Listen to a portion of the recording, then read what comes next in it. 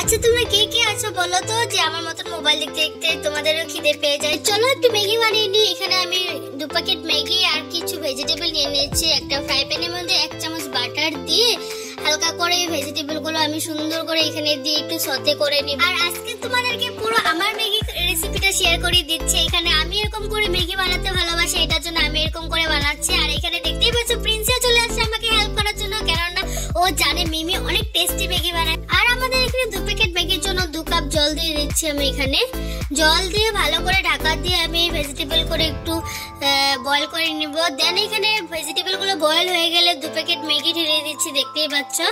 ম্যাগিটা দিয়ে আবার এখানে আমি ভালো করে নাড়াচাড়া করে ম্যাগিটাকে ভালো করে বয়েল করে নিব। আর এখানে প্রিন্সি কিন্তু একটু পর পর গিয়ে দেখছে যে ম্যাগিটা কতদূর। সো দেখতেই পাচ্ছ আমাদের ম্যাগিটা হয়ে গেছে। এখন আমি এখানে ম্যাগি মশলাটা দিয়ে দিচ্ছি।